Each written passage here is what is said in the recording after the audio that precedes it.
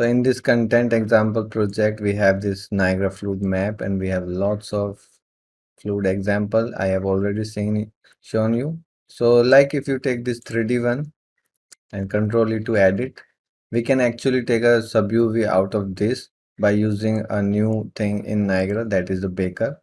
So we can now bake things.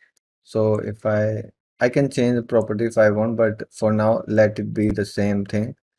Okay, so I'll just make a close-up of this. And you just need to click on this and open the Baker tab. And if you don't have this button here, you can just go to project setting and search the Niagara. And you will find